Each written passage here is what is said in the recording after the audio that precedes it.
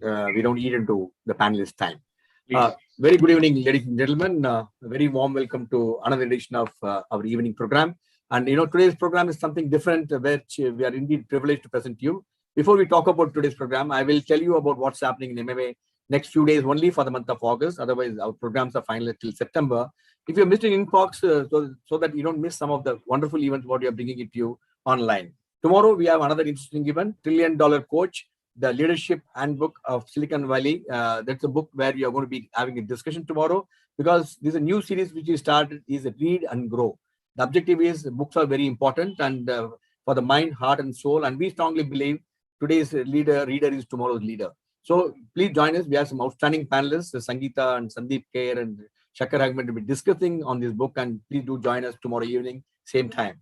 Then on Tuesday 20th, again, as a startup series, we have one of the finest young startup who is very successful is Richa Bajpai, and she is joining us from Delhi. She is a founder of Godera Campus Fund, very interesting startup. And she'll be talking with Mike Trice with entrepreneurship and roller coaster ride.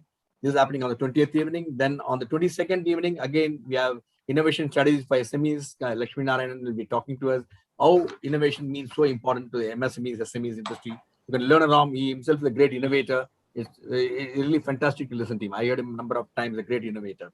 Then on 28th, we have again a startup series, opportunities and excitement. We have Rogini Menon and Ranjini Menon, mother and daughter, who have started some wonderful ventures, and will be in conversation with Mr. Shankar, founder director of CAMS. Then there's an important event, not to be missed, event on 29th of July is happening at MMA, Golden Jubilee celebration of victory in 1971 war with Pakistan. And the victory flame, which was launched by the Prime Minister of India, is reaching Chennai. You are indeed privileged to host that victory lamp and MMA, and three outstanding soldiers, war veterans of 1971. That is Rear Admiral Ram Sagar, Colonel Krishnaswamy, and Suresh Rajan, who took part in the 1971 operation, will be talking to us their experience. All of them are Veer Chakra and also Sauri Chakra, and they are going to talk about what is their experience, what they did actually, because we want to rekindle the thought process of many youngsters and excite them that what is how important to be a part of the great movement. And 50 years of Golden Jubilee of 71 war is very important to us. This is happening on the 29th of July. And we have got a number of other events also we are lined up. Please log into our website so that you don't miss any of them. Coming to today's event, India's domestic tourism, challenges and opportunities in the changing world order. This is a very important subject, because many of the, not only countries, many of the states have started looking inwards at travel restrictions are moving across the state within the districts, but things are now getting relaxed. But this is an opportunity for to explore what we have within us in terms of tourism. And tourism is another very important. I know I'm not that much expert in India. Otherwise, many of the countries around the world, tourism is really contributing a phenomenal amount to the GDP. Now, we have outstanding panelists with us this evening who will be sharing their insight with us, and who also joined us from different parts of India. And we have the panelist this evening is Dr. Chandramohan IAS. Thank you so much. He's traveling. He's the Secretary of Tourism. In spite of his busy commitment, he joined us to deliver the keynote address and set the context. We have Dr. Ajit Kumar Menon, Mr. Asoka, Pugal, and Shabin Sarvotham. I'll be introducing them. Now, to start the program for this evening, I will request Mr. Ravichandran Purushothaman, President of Madras Management Association, and he's also the President of Danfoss Industry Limited. Ravi doesn't need introduction to this gathering. He is from IIM Ahmedabad, and he's very actively involved in a number of activities. Currently, also chair of GPC Energy Efficiency, actively engaged in startup ecosystems, and as I mentioned, alumni of IIM Gindi, IIM Ahmedabad, and Engineering College Gindi, and also a Singular University of California. I request now Mr. Ravi Purushothaman to deliver the welcome address. Over to you, Ravi. Yeah, thank you, Group Captain. Am I audible? Yes, please. 10-5. Okay, thank you.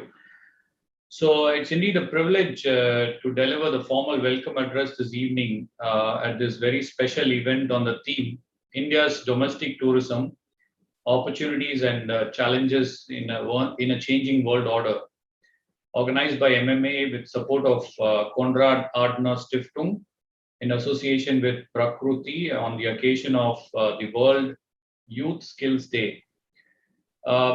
I think firstly, let me have the honor of welcoming Dr. B Chandramohan IAS, Principal Secretary to Government of Tamil Nadu for Tourism, Culture, Religious Endowments, and also Chairman of TTDC, who's actually taken time to be with us to deliver the keynote address. Thank you very much, sir, for being here this afternoon. I would also like to welcome the other distinguished panelists. We have with us Dr. Ajit Kumar Menon, President and CEO of Global Conference Management Group. We have Mr. Asoka Pugal, President Emeritus of the Tourist Guides Federation of India.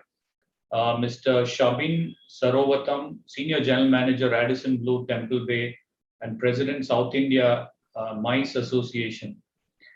I take this opportunity to welcome all the invitees of Prakruti, faculty members and students from various educational institutions who have actually supported this event as our academic partners, and guests from other organizations who have joined us live this evening, and members of the MMA family all over Tamil Nadu and Pondicherry. A very good evening to you all.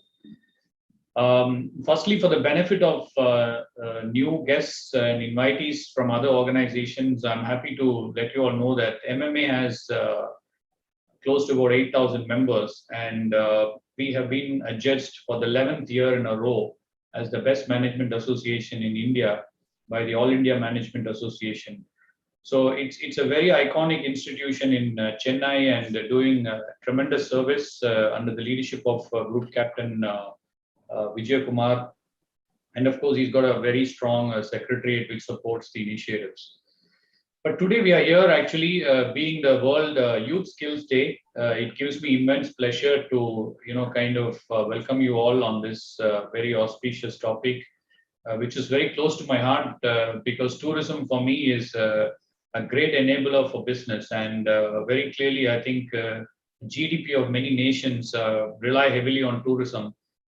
More so, I think, given the fact that COVID has taught us a lot more lessons, I think clearly tourism would be probably one of those great opportunities that can actually present for us, in the short run, of how we can take and capitalize on that opportunity, given travel outside India is getting tougher and tougher, at least for some periods of time coming.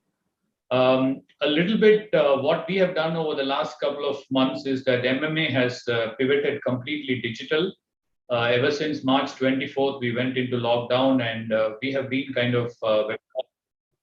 quite a number of events, conventions, seminars, and we've also kept the focus on the youth as well in many of our activities.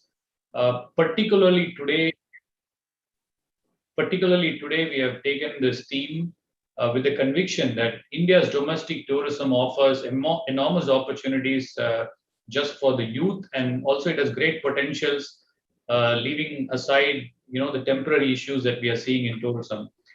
It was 20 years back, I remember, when I was traveling to a dealer conference in Agra, and we were, a couple of us, visiting Fatehpur Sikri. And I remember a young boy who was probably 14, 15 years old. He was speaking fluent German. And I actually was back from Germany, and I was very curious, and I got in conversation with the young boy, and he told me that he actually is not yet been in school, but he's a school dropout, 7th or 8th standard. And he said that he's got to tourism because of passion. So I think for youth, tourism is a great potential. It's an extremely high potential, and I think we have seen around the world that several economies, totally are based out of tourism. I think you are all very well aware that it is a significant GDP aggregator for us. I think tourism potential in India is something that is unexploited. There's a lot more opportunity that it presents to us. I know over the years, medical tourism has gained some significant dimensions, and there's great viability that we look at, given the fact that we are sitting on a world-class healthcare in Tamil Nadu. And I truly believe that the events that this evening that we are presenting to you would kind of open the eyes for a lot more opportunities that tourism can create for people, for societies, and also for the country. And I think in India, one of the learnings I have is that many of us tend to go for vacations, outside, but we haven't really explored India. There's great things to see in India. And I think if only we can do the right positioning of India, even to the all the strata of the society that we live in, I think it's a great opportunity. I'm glad today we have an array of experts who will share their views and the various aspects of tourism, its potentials and its challenges. Let's all sit back and enjoy this great evening. Thank you very much, and I really look forward to an inspiring session this afternoon. Thank you, Ravi, for delivering the welcome address. Now, I also request all the viewers join this program live on our webcast, YouTube, Facebook, Twitter, LinkedIn. If you have any questions, please send your questions also the number which is shared on your screen. And the distinguished panelists are really kind enough to respond to all your questions. Please make sure that questions are relevant to the theme of the discussion. Now, it is my proud privilege to welcome Dr. B Chandramohan IAS, Principal Secretary to the Government of India, Tourism, Culture and Religious Endowment Department, Government of TDC, and one of the wonderful profile of Dr. Chandramohan, which will be envy of everybody to emulate, especially youngsters who are watching the program. They must watch. And he is also a Commissioner of Horticulture, Commissioner of Greater Chennai Corporation, Managing Director of Chennai Metropolitan Water and Sewage Board. He's also a doctor by qualification from Gulbarga University and also MBA from Manamala University, and also postgraduate in environmental management, sustainable development from the University of Manchester. We do a lot of work on sustainable development with as per the UN Charter, and is also advanced management program in public policy and Indian School of Business. Very warm welcome to Dr. Chandramohan. Indeed, grateful to you. I know how busy you are, and you are traveling. You have joined us while driving and going to a destination. It's indeed a privilege to have you with us. Ladies and gentlemen, now I present you Dr. Chandramohan to deliver the keynote address this evening. Dr. Chandramohan. Mr. Chairperson, Group Captain Kumar, distinguished participants, thank you so much for inviting me to be part of this evening's deliberations. It is indeed a pleasure for me to be here with you. Hope I'm able to connect. You can hear me? Yes, sir. Stand 5, sir. Clear. Go ahead, sir. Yeah. So, thank you so much. And I would like to take off from where Ravi left on. The last 2 years has been a major crisis. It has been crippling for many industries, but more so the hospitality industry and the tourism industry. The International Monetary Fund actually estimates that there has been a loss of about $1 trillion because of the pandemic. It is estimated again by the World Bank that more than 100 to 120 million jobs have actually been lost because of the pandemic. Now, the question before all of us is, what happens next? Where do we go from here? I'm also a doctor, I think I was introduced, and I actually am where it said the future will see more pandemics, not less. So today we are in a situation where we have to factor the situation that definitely there will be more pandemics. This is not the end of it. And every time there is a pandemic, if we are going to shut down, then it is not going to be good for the tourism industry. So what are the options available for the tourism industry? How can we ride the wave rather than drown in the sea of pandemics?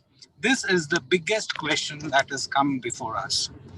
The first thing is, many of them believe that a large segment of workforce has now started working from home.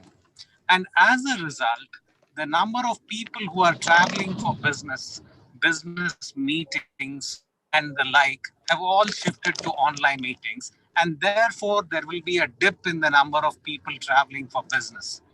This is perhaps true, and we need to particularly factor in this. More and more people will now be using online mechanisms and online media for conducting businesses, and this is reality of life. However, I foresee that basically many people, in spite of being at home, are looking for a break from the routine, are looking for an escape. And this is a large segment of people who will actually be driving tourism in the next few years. And this segment is something which is not looking for a destination visit, but it is actually looking for an experience that is very different from what they are currently undergoing. So my understanding and my prediction is that There will be a lot of tourism, but it will not be the kind that it was there before the pandemic. And what kind of it will be, I will explain in a few minutes. There will be basically three strategies that we need to put in place to ensure that tourism actually picks up and we have more and more people. It may be worthwhile to remember that tourism contributes more than 15% of GDP to the country, and Tamil Nadu being the number one destination for both domestic and international tourists would see a similar contribution, if not more, in the state GDP also. So it therefore becomes very essential to revive tourism in the post-pandemic era. What is it that the first thing that the tourist will actually look forward? He will look forward to some kind of confidence. It is up to the industry to improve traveler confidence. And how exactly do we do this? The government of Tamil Nadu has put together a small team which is currently working on building up and drawing up safety protocols for health and sanitation at various levels. Maybe on one level at an open destination, another level at a hotel where they are staying, and third thing is an experiential destination where they will actually go and experience a particular ride or a particular event. So at all these stages, what exactly are the safety and hygiene protocols to be followed is a matter that is under the consideration of the government of Tamil Nadu, and very shortly we will be bringing out these protocols. It will then be widely disseminated amongst all the stakeholders. It then becomes the responsibility of each and every one of them to ensure that these safety protocols are followed. Travelers start feeling confident and safe, and therefore you ensure that more and more tourists come into your state. The second thing is to understand new market trends and drivers of demand. As I initially said a few minutes ago, the target of the post-pandemic traveler is a little different. He is looking one for a safe destination and also an experiential kind of a thing when he is going for tourism. So we have to factor in what kind of things are basically going to like. In fact, in Tamil Nadu, we are working on an integrated master plan for tourism where we have segmented the various kinds of tourists into 10 broad segments. I will come to them in a moment. And the government of Tamil Nadu is actually working out a package or actually a tourism promotion policy which sort of incentivizes these various segments to come and include Tamil Nadu as a destination in their tourism plans. And whatever we do needs to be grid. I mean, this is the World Bank concept that it is a grid concept. What exactly is grid? Green, resilient, inclusive development. So any tourism which is sustainable will only be able to thrive in a post-pandemic era. So what exactly is the government of Tamil Nadu planning to do?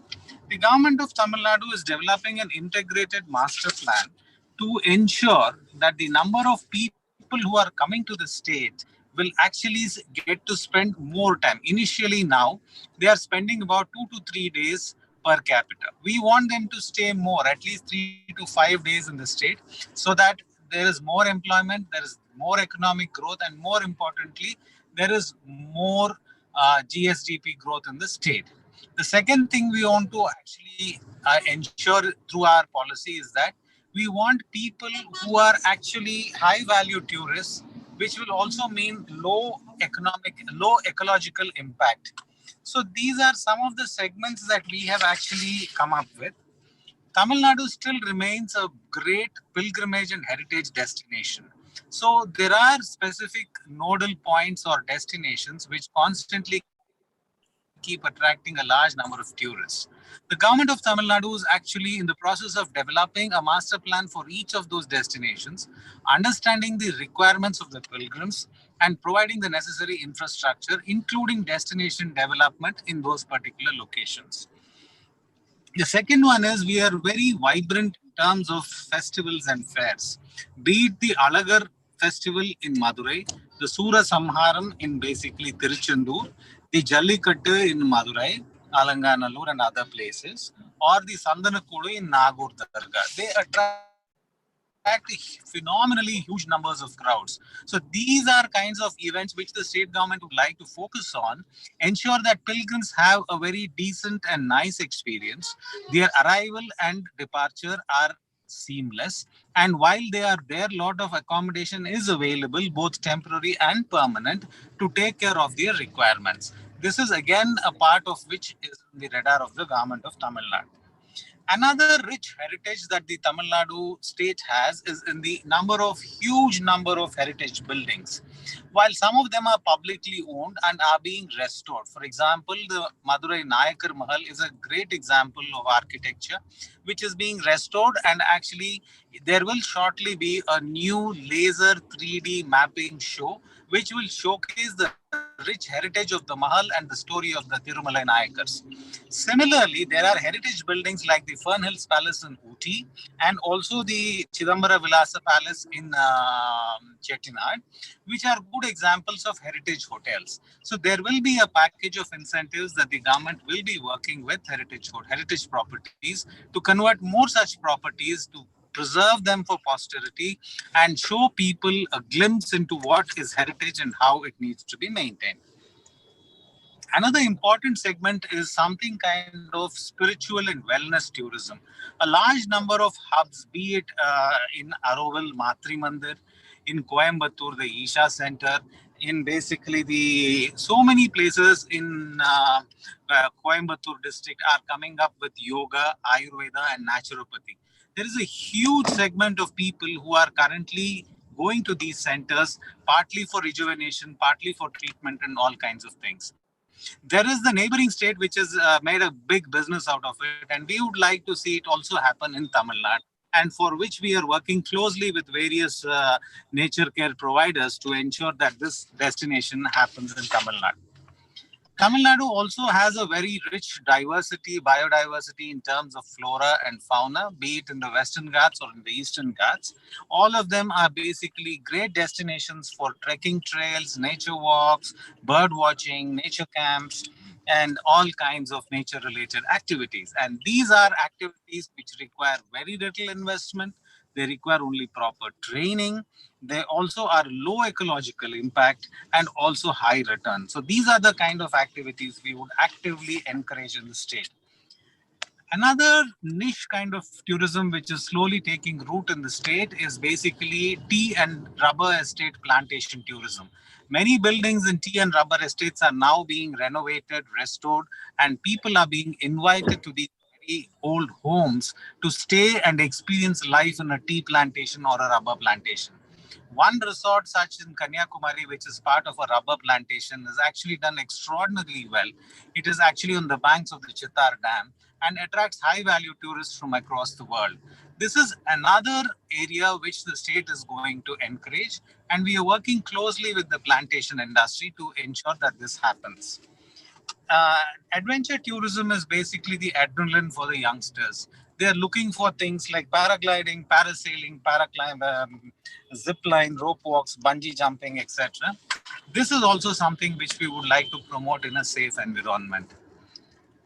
We also have one of the longest coastlines in the country, and this is something where the Chennai Mahabalipuram stretch actually has a large number of villas.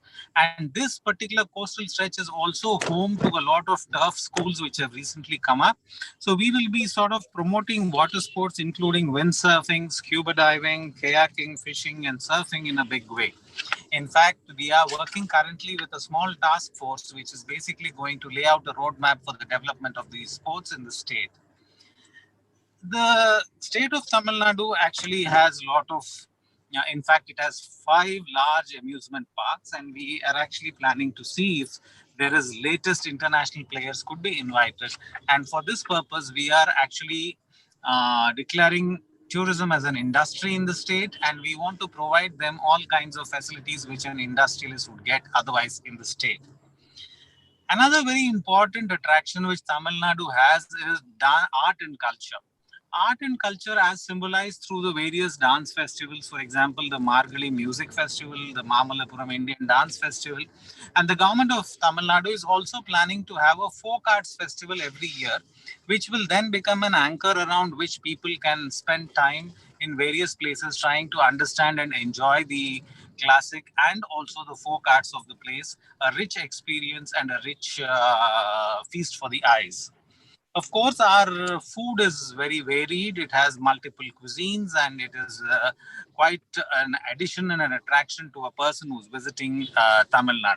So that will basically also be promoted. All these sort of make a very good idea, very good package for MICE tourism. And this MICE tourism is something we will be working on with closely with people in the private sector to make it happen. So I personally see that these segments will be the major drivers of tourism in future, more specifically for Tamil Nadu. And we see government actively working with private partners and multiple stakeholders to make these things happen. In fact, we have done a segment where we have identified projects which government has to do. We have also identified projects which private sector could do, and also PPP projects. So all this is going to find place in the new tourism promotion policy that is actually right now in the making. So very shortly we can think of having this, and we expect that the revival of tourism will get a great fillip in the state of Tamil Nadu, and all stakeholders will be partners in this endeavor. Thank you so much for this wonderful opportunity. I'm happy to take questions, if possible, for a few minutes, because after this I may have to log off. Thank you so much. Thank you, Dr. Chandramohan. I think you have put forth the plans of the government so that it puts a lot of confidence to the people in the tourism industry. Maybe I think the question, maybe Dr. Ajit or Ashoka, any one of you, Chandramohan, do you have any question to Dr. Chandramohan? Shabin? Yeah, I have a question. Yes, please go ahead, sir. Captain. Dr. Chandramohan, thank you for giving us a wonderful bird's overview of tourism in Tamil Nadu. I have a question related to MICE tourism, which you mentioned last. When would the state tourism department think of opening up the sector for MICE in terms of restrictions on numbers currently in place for conventions or conferences in Tamil Nadu? This is currently the government.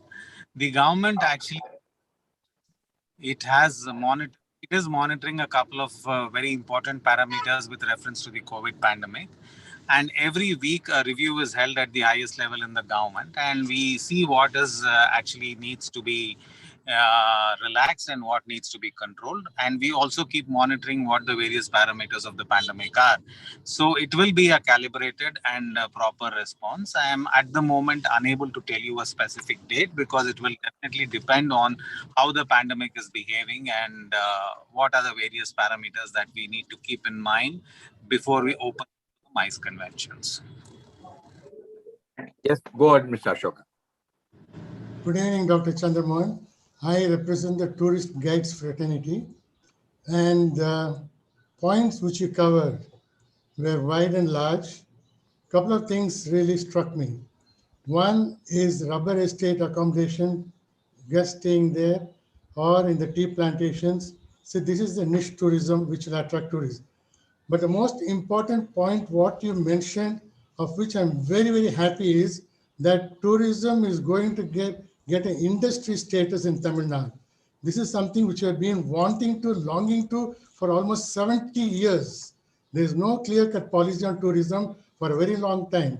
1982, 1992, 2002. After 2002, either the union government or the state governments have not come out with a clear-cut policy on tourism. I hope at least in 2022, Tamil Nadu government will come with a clear policy on tourism, and your statement that industry status is going to be given to tourism is the best announcement of the evening. Having said that, my only request is that in most of the advisory bodies of Tamil Nadu tourism for the promotion of Tamil Nadu, there is no mention or inclusion of the most important segment of the tourism industry, the guides, who spend the maximum time with the tourist. Sir, I would request you to kindly consider that and include guides a part of your panel where we could give a lot of input. Some of us have been traveling for more than 30, 40 years with both inbound and domestic tourists, and I can promise you we'll be an asset to you to keep the flag of Tamil Nadu flying high. Thank you, sir. Thank you for your nice words. I didn't make an announcement. I only told you that it is under consideration of the government about the tourism industry. That announcement will actually be made by the government at the appropriate level at the appropriate time. So my only thing is we also actually gratefully acknowledge that if tourism destination is a diamond, a guide is basically like a cutter and polisher who brings brilliance to the stone. So similarly, a good guide at that, can actually make the event or make the destination come alive. So we actually look forward to working with you to make it happen that all visits are curated visits, and guides will continue to play a very important role. And we will definitely reach out to you to get your ideas on the subject. Thank you very much. Thank you, Dr. Chandramohan. One last question before we let you go is from the MMA side. We have a couple of MBA students from tourism joined us. Also, large number of students are watching the program live from other social media portals. What is one word of advice to the students if they have to take up full-time opportunity tourism as an entrepreneurship? Because there are a lot of opportunity we find in this segment where not many really ventured. They are still sitting on the fence. One word of advice from you, which will really inspire a large number of students to take up entrepreneurship in the field of tourism. Okay, I can give you a very practical example. In TTDC, we have some people who have finished their MBA in tourism and are working for us. I must tell you that the quality of input, the kind of insight they have into the subject is phenomenal. And it is really, really big value addition to not only TTDC, but to the entire sector. The point I'm trying to make is the kind of skill sets and the kind of knowledge that MBA students, especially tourism MBA students, come up with is very much needed in the sector. And it is in fact in very, very short supply. And I'm sure that in days to come, if you are good at your subject, you have a passion for tourism, there is no stopping you. All the very best. It will be a great career ahead. Thank you, Dr. Chandramohan. Here is the input. A lot of students who are watching this program, please take on to this and get into the career as an entrepreneur. It's really, really very challenging. Thank you, Dr. Chandramohan. Now we'll move on to our panel discussion with the distinguished panelists. We got an outstanding panelist this evening. Let me have the privilege of introducing the distinguished panelists. The format of the program, each panelist will share their insight for about 8 minutes, 5 to 8 minutes. And thereafter, there will be a conversation which will be led by Dr. Ajit Kumar. Then again, we'll go to all the people and take on the questions from others. Now, let me have the privilege of introducing Dr. Ajit Kumar Menon, President and CEO of Global Conference Management Group. The detailed profile has already been shared with you in the invitation. Still, I will tell you a few important things which is very, very relevant. And Ajit Kumar has been in the multifaceted tourism professional, and he's also the President and CEO of Global Conference, as I mentioned to you earlier. And he has got a client, any name you tell, there are these clients, and you can see all of them, IIT Madras, L&T, Diabetes, ME Diabetes, most of them, including Shankar Netralia. Ajit is on the board and chairman of World Tourism Quiz Private Limited, member of the board of examiners for award and PhD degree, and also in the Cochin University. Very warm welcome to you, Ajit. It's a pleasure to have you with us. Ajit will be sharing his insight on how meetings, incentives, conferences, exhibition can revive domestic tourism and home youth skill sets for overcoming the challenge order of discovering India. Very interesting topic. Let me now have the privilege of introducing Asoka Pugal. Asoka is, again, as you said, is a president emeritus of Tourist Guides, very, very important backbone, eyes and ears of the tourism industry. And Asoka travels circuit, he travels all around the world and all modes where he really enrich and take the people around the world. And his contribution to tourism is recognized at the national level. And he was the president of the Tourism Guides Federation of India. And Asoka also received the Best Tourist Guide Award in 2006, the first time a national award was given to a guide by the government of India. It's indeed a great honor, Mr. Asoka. And he's also a member of the Board of Studies of the Ancient History and the Archaeology at the University of Madras. And Asoka will be sharing with us insight on the roadmap for domestic tourism to revitalize travel, trade, and youth power.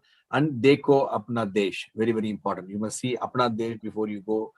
We all keep rushing to see European Union, UK, and other multiple countries. Apna Desh Deko Pele. Then let me have the privilege of now introducing Mr. Shabin Sarvotham. Shabin is the Senior General Manager, Radisson Blue Temple Bay, President, South India MICME Association, SEMA.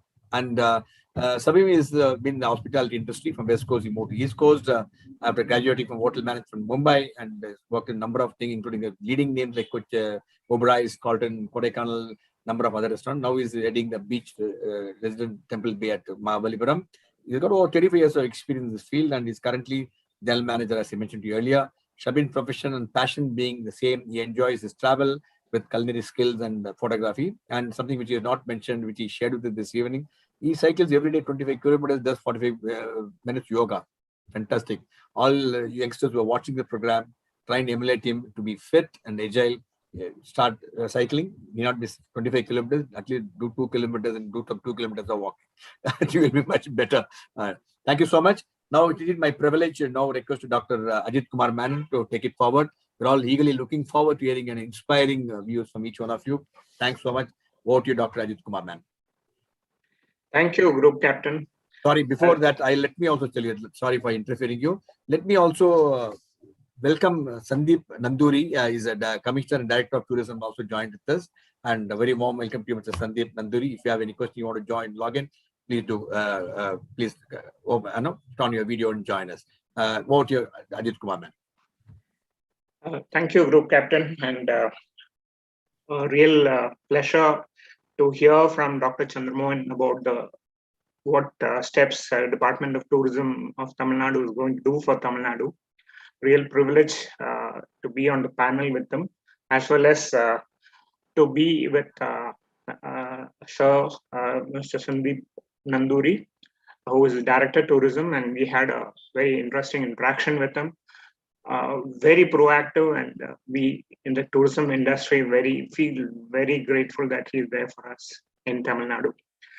I'd like to thank you, Group Captain Vijay Kumar, and of course my good friend Deepanka Ghosh, whom I have known for many years from the ITDC days. I'd like to start by giving a brief outlook about tourism so far, and then go on to MICE tourism, especially with youth. The theme being youth skill sets. A bit of statistics for the students. Tourism in India had grown from 10.56 million arrivals in 2018 to 10.93 million tourist arrivals in 2019. Before the pandemic, foreign tourist arrivals, which is known as FTAs, grew at an annual average of 8.7%. during 2014-15 to 2018-19. But then, of course, it has slowed down to 3.2% post 2019. And India used to rank 34th out of 140 countries in the Travel and Tourism Competitiveness Index 2019, made by the World Economic Forum. The World Travel and Tourism Council, short form is WTTC, calculated that tourism in India generated rupees 16.91 lakh crores, or US dollar 240 billion, or approximately 9.2% of India's GDP in 2018, and supported 42.673 million jobs, or 8% of its total employment. In 2019, the contribution of tourism to India's GDP was 9.3%. Now, that was the feel-good story. But then, with all these growth figures of foreign tourist arrivals to India, foreign tourism exchange receipts, it is just foreign tourism arrivals is just about 1% or below 1% of world figures, and 1.88% of world tourism receipts. So, when we talk about the pandemic, we don't have anything to worry about, because we are almost starting from scratch, back to to a glorious tourism future, which I think will be with us in the years to come, starting from maybe end of this year. This webinar is especially being organized on today, 15 July, to celebrate World Youth Skills Days, which is to highlight the strategic importance of equipping young people with skills for employment, decent work, and entrepreneurship. In 2014, the United Nations General Assembly had declared July 15th as the World Youth Skills Day.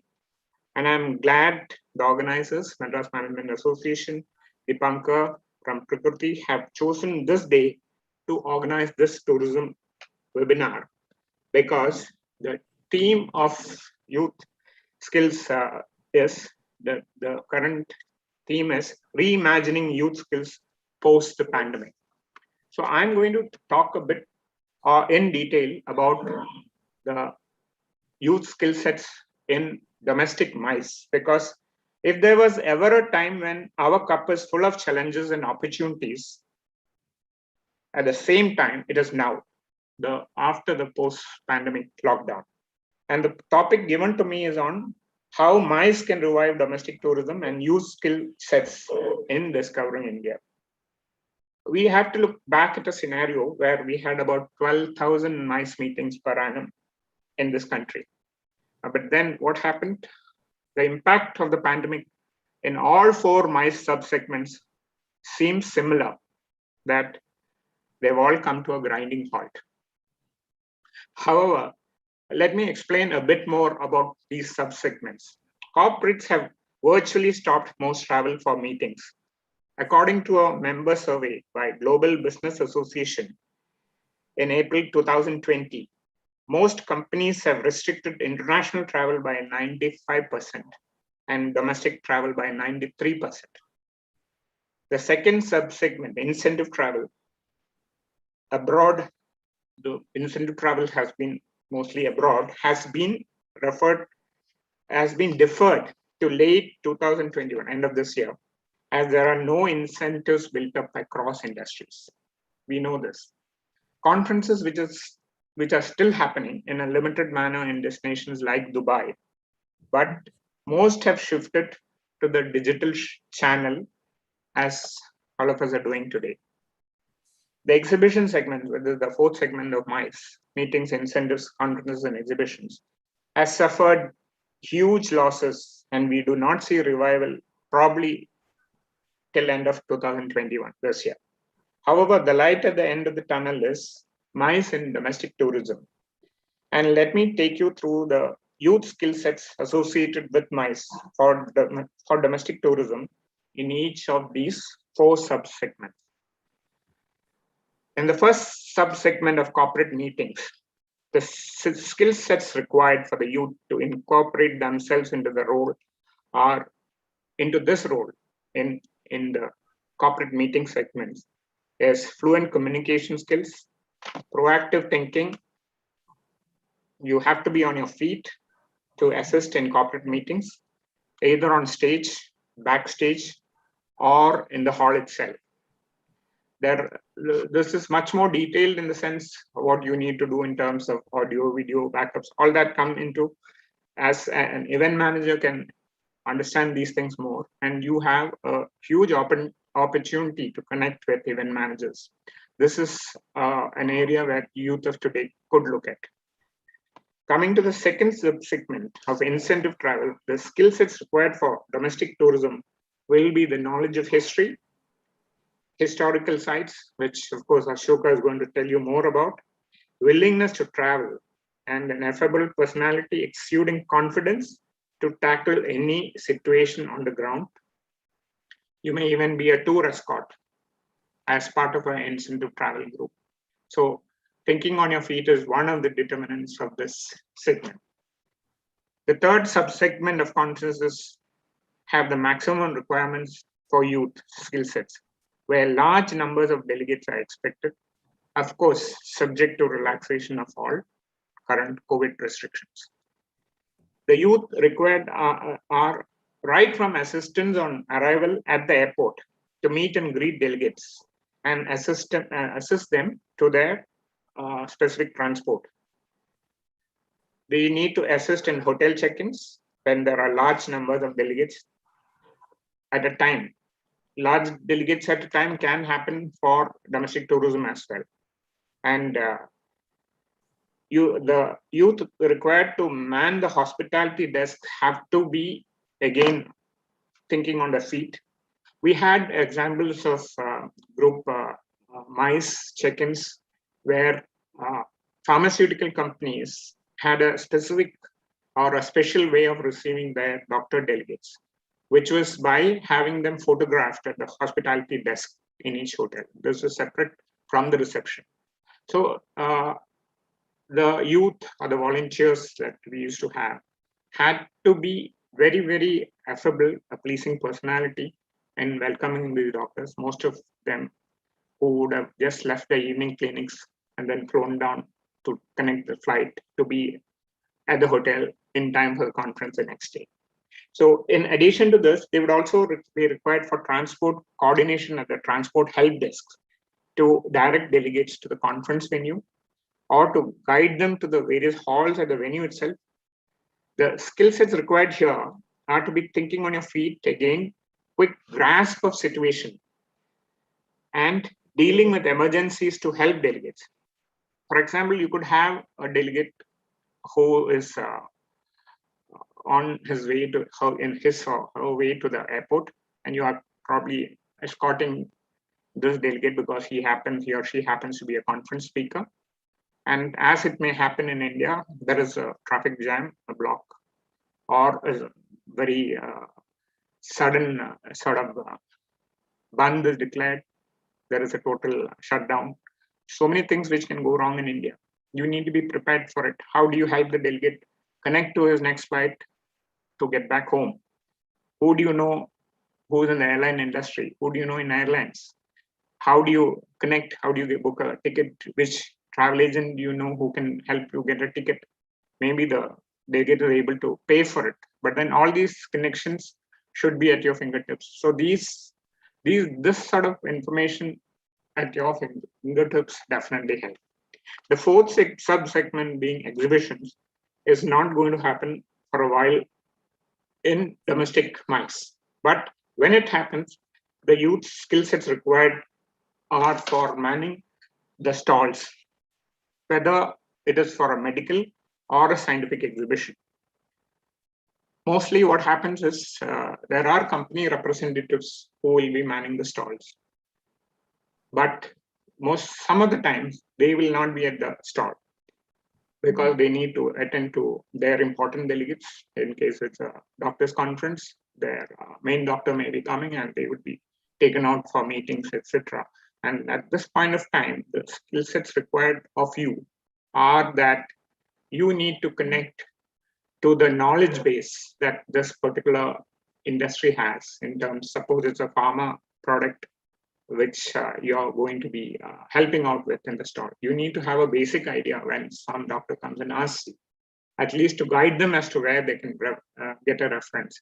So this sort of knowledge enhancement is also part of what happens when you are getting into the domestic MICE industry. So I think what I'm trying to manage is, within the 8 minutes given to me, trying to give you an overview of tourism, how big, how large it is. Nothing to worry about that the pandemic has taken off maybe about 70% of the jobs in the industry. But this industry is always known to be resilient. It will always come back, it will bounce back. This is my experience of the last 39 years in the tourism industry, starting with the premier tourism organization in the country, the Indian Tourism Development Corporation.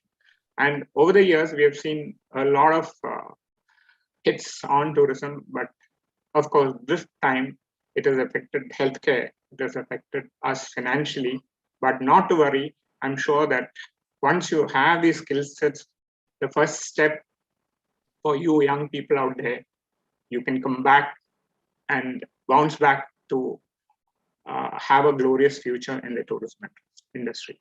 Thank you once again for this great opportunity given to me. Thank you, Group Captain Ajit, and thank you, Dipankar Ghosh.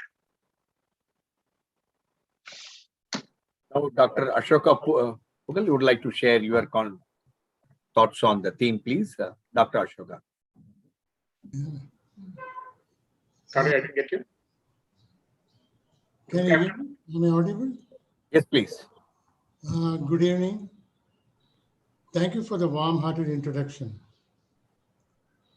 Greetings on World Youth Skill Day.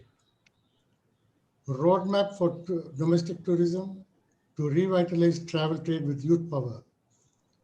Firstly, for the benefit of the next generation, one should understand what we mean by domestic tourism and what is domestic tourism all about. The present pandemic has totally closed the doors of international tourism, which is called inbound tourism. People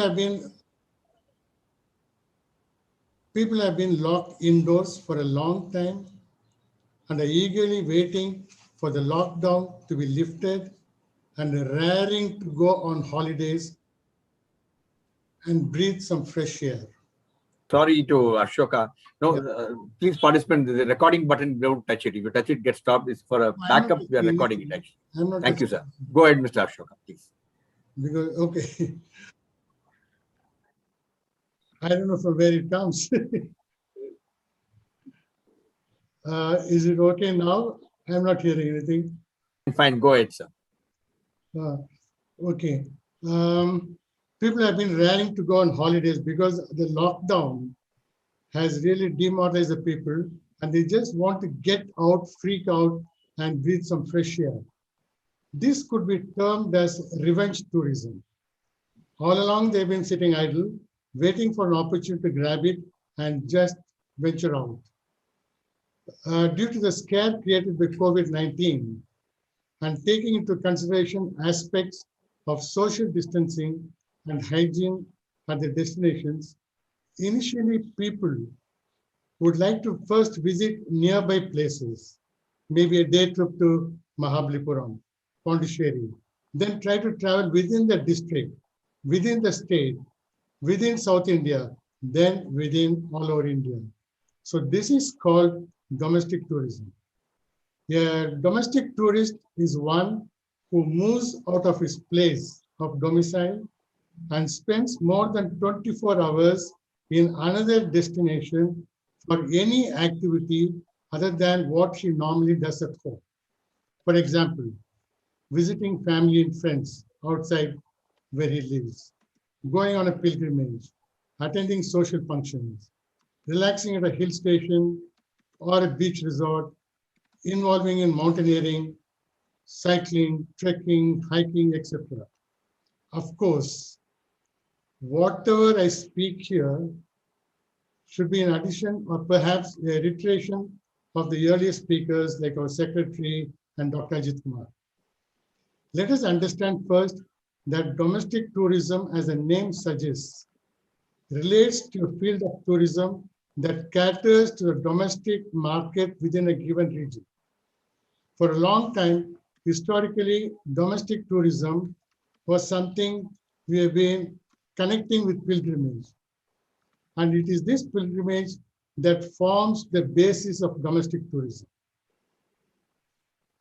Traditionally, as one sees from the writings and lives of our ancient seers, reformers and spiritual gurus, people have always been encouraged to travel across various holy places in India. It has always been a tradition for people from the south of India to travel to the holy places of Ujjain, Hardwar, Kashi, Badrinath, Rishikesh in the north, and those from the north travel down to south like Kanchipuram, Madurai, Rameshwaram, Kanyakumari, etc. People from west go to east, like from Rajasthan, Gujarat, they come to Puri. From Orissa, Bengal, they go to Dwaraka. So this is how we have been connecting with people. In the initial stages, culture tourism was always a part of a pilgrimage. Places of interest would be visited en route, either while going to the destination, which was a pilgrim center, or while they're returning back. Hence, the prime domestic tourism was none other than pilgrimage. And the easy way to convince our people was that such a trip was necessary to atone and bring peace to the souls of our ancestors. In effect, it is this constant travel from north to south, east to west, that sought to connect people across regions, which in turn brought about a huge cultural exchange that binds us as a subcontinent with drastic different cultures, synergies, systems, processes, and languages. Now, let us fast forward this to the post-World War scenario, when India achieved independence and tourism as an industry began to take shape. Dr. Chandramohan just mentioned the word tourism as an industry, and it is very good because all along it was never ever got the impetus status as an industry. I'm glad at least Tamil Nadu is showing that. This is when we sought to alter. Fast forward this, when India achieved independence, tourism as industry began to take shape. Now, this is when we sought to alter and specify pilgrim travel to domestic tourism. The early form of domestic tourism, if you see, were already there. The circuits were already there. And it was, we are merely trailing the British. For instance, many of you may be aware that every summer vacation, we used to go to hill stations like Ooty, Kodaikanal, Simla, Darjeeling, Kulu, Manali to escape the hot summers. These circuits were primarily for leisure and a clear move away from the pilgrim travel. Initially, it was nothing but pilgrimage. Then culture was embedded in pilgrimage tourism. Now we have started entering into the phase of leisure tourism to escape the heat of the hot summers of the plains. Over time, these got expanded into various domains such as culture tourism, adventure tourism, wildlife tourism, and so on and so forth. With this backdrop, let us now look at how we can revitalize domestic tourism using youth power.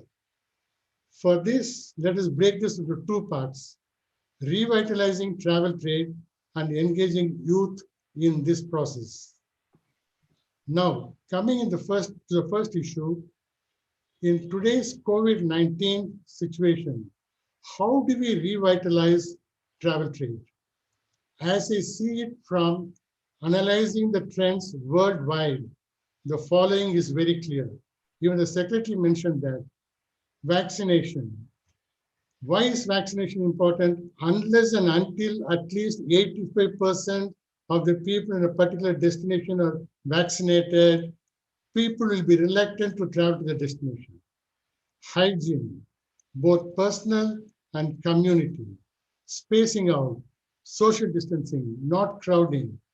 Etiquette should be maintained, followed, and decorum should be maintained. Hence, to revive tourism, we have to have this going on. I'm certain we will be setting in motion a certain process which over the time will gain momentum. Now coming to the second issue of engaging the youth in this process, an important requirement is through knowledge of what is available in the travel and hospitality industry segment in the industry. For example, take up careers of hotelier, travel agent, and more importantly, tour guide, etc. And the drive to constantly innovate and provide better experience for the visiting tourist. To achieve this, I would personally advise the following: constant upskilling. Look into the portals of India Tourism or the Indian Institute of Tourism and Travel Management, IITTM, which offers several tourism career-oriented courses. I am certain your enrollment with these courses will give you the industry-specific skills required because they are professionals who impart knowledge. Constant updating. Keep updating your knowledge of a destination by reading, attending webinars, discussions, etc. For example, I'm in the industry for a very long time. For a long time, we have been saying that the cupola on top of the Vimana on Tanjore temple was made out of one piece of stone and devised various theories how the stone was possibly pulled up. But today, after various studies by archaeologists and experts, we say that that theory no longer exists. Unless and until you update yourself, you will be out of the field. With these few suggestions, I would like to summarize saying that the youth of today should equip themselves with keep innovating, and updating your knowledge on destinations and various other world news, be it science, wildlife, economics, and so on. Have the necessary soft skills, which include not only just theoretical knowledge of a destination, but also the art of handling tourists in a skillful manner so as to live up to India tourism's motto, welcome a visitor and send back a friend. The government is promoting Dekho Apna Desh campaign, which is mainly to help the youth engage themselves in the tourism industry. There are several avenues open for the young entrepreneurs. All that you need is the drive to accept the challenge and engage yourselves. And this will definitely go a long way in paving the way for a successful roadmap for domestic tourism in order to revitalize travel trade with youth power. Lastly, just a word on the tourism policy, because that's what I told the Secretary of Tourism also. Since 1982, there had been tourism policy for every 10 years, but it has not seen the light since 2002. So we need a clear-cut policy, both at the state level and at the union level. So it is time each state also has its own tourism policy. With this short, I think I exceeded my 8 minutes, but I would say with this short message, I would like to thank the organizers for having invited me to speak on the roadmap for domestic tourism to revitalize travel trade with youth power. Dekho Apna Desh. Thank you, Jai Hind. Thank you, Dr. Asoka, and your insights were very, very creative and thought-provoking, especially very, very relevant in today's day, that is World Youth Skills Day. And the takeaway for the youth will be very, really fantastic. I think they will immensely gain from your insights, what you shared with them today. Now, let me have the privilege of welcoming Shabin Sarvotham to speak, share his insight on the theme, revamping the hospitality industry and job placement in the way forward. Over to you, Shabin. And, thank you, Captain, and thank you, MMA, for this time. I think I'm audible, if I'm not mistaken. Strength fly, very clear, Mr. Shabin. Perfect. Thank you. So I'll just take a second to just show you a share screen. Of course, I take the privilege of showcasing my property very much, and with some words which I've derived from that. So India's domestic tourism challenges and opportunities in the changing world order. That's what the topic is of today. Now, I think figures have been already given and shared by Mr. Dr. Chandramohan also of the world scenario. But the Indian scenario is that we've lost almost about 1.40 lakh crores. And this is the fiscal impact, what they show. And I think it would be more than that, if I'm not mistaken, because this is the direct impact, what the figures have been shown, but indirectly there are so many other people who are dependent on tourism. Now, for example, if you take even Mahabalipuram or Mamalapuram, what it is, I mean, there are so many small shops which are dependent. There are so many sculpturists who are dependent. There are so many artists who are dependent on it. So directly, if you see, this is the figure what you see, but indirectly, I don't have figures to express about that. So these are the drawbacks what we have seen over this particular pandemic, what has happened to all of us. But I would say that there is a flip side of everything. I mean, when the Spanish flu happened, it lasted for a couple of years, but then everything has come back and everything is rolled out in the way it is. Again, manufacturing happened, people started traveling, people started going everywhere. So there is a scope of light at the end of the horizon. Now, none of us in this particular forum, or none of us in this particular age can foresee or see what is going to come across. But a ray of hope is for all of us is that in a cycle, whenever, I mean, I do cycling every day. So when I see a portion where something goes up, it comes down and again it goes up. So it is something which we really need to see what best we can see in the forthcoming days. Now, challenges of tourism industry in India is, of course, the lack of proper infrastructure. But we've got a lot of things happening in terms of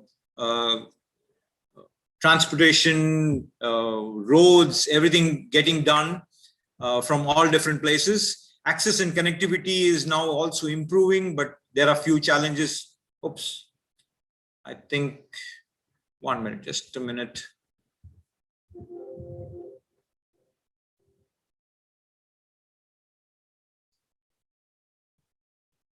Just a moment, please.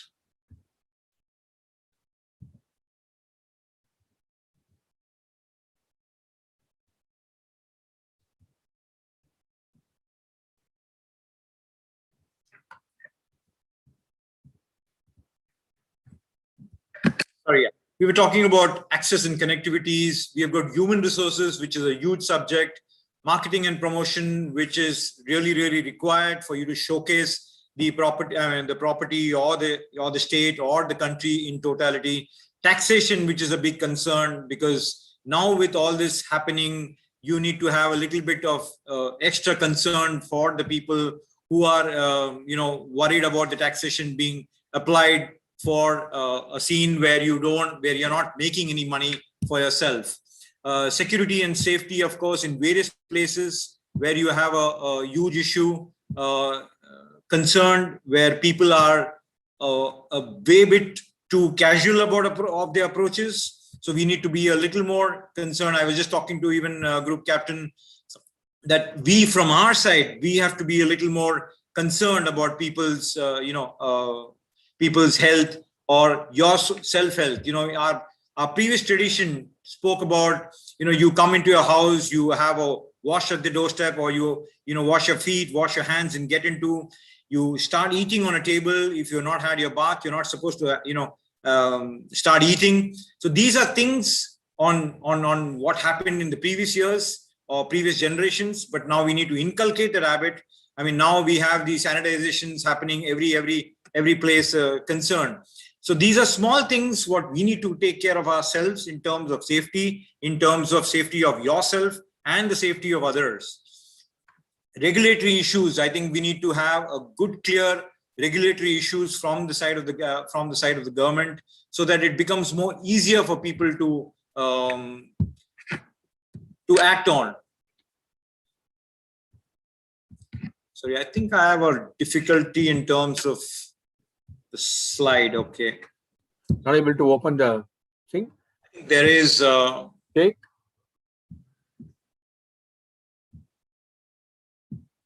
Yeah, okay, but it's just skipping off. So I would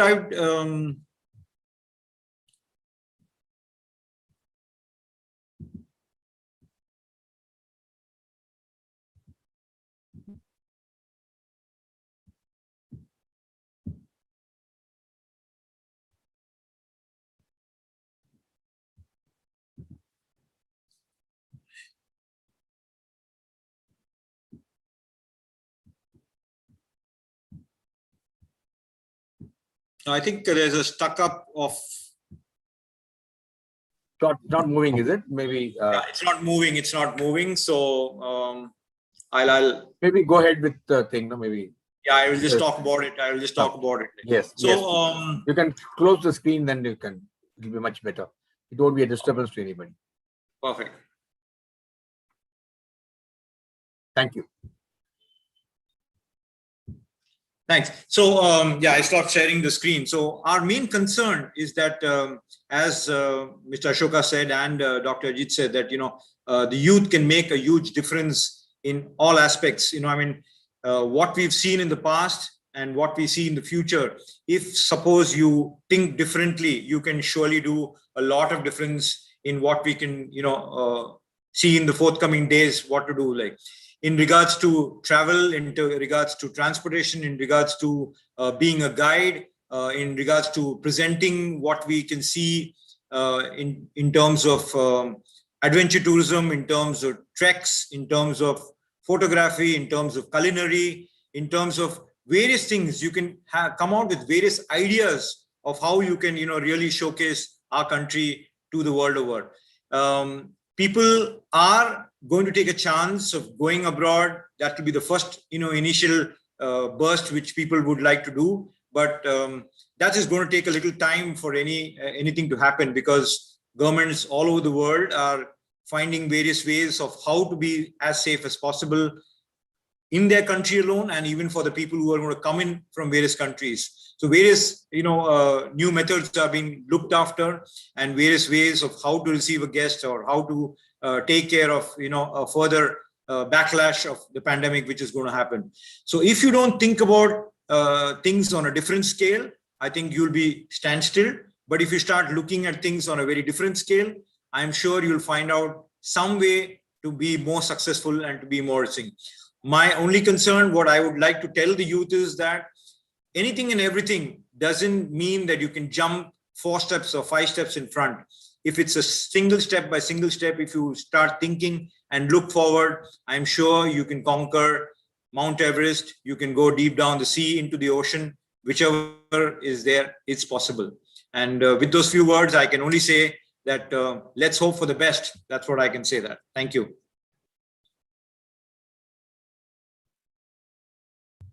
Thank you, Mr. Shabin. Now I'll request Dr. Ajit take over. In view of the paucity of time, I'll request you. I got a number of questions from YouTube and Facebook viewers. We can take some very interesting questions. You have got Perfect. 2 questions shared with the thing. Maybe we would like to ask one question each to each of the panelists. And I request the panelists to be brief, because I got a number of questions on the Facebook and Twitter and LinkedIn as well as YouTube. Let's attend to it. You are unmute yourself, Dr. Ajit.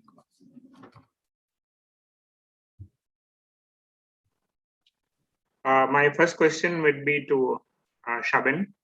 Shabin, of course, is my colleague in South India Mice Association. Good to catch up here, Shabin. Thank you, Doc. Shabin, my question is, what is the future for youth of today in the hospitality industry, given the uncertain trends created by the COVID-19 pandemic? I think, as I said, we have to think differently. So there are various different opinions available. It is going to be a struggle for the current generation, because they've all just come out of their colleges, or those who have already been out of their colleges. You will not find jobs as easily as possible. But there are various ways or various means of coming out and performing. I mean, whenever, I'm just giving you a small example.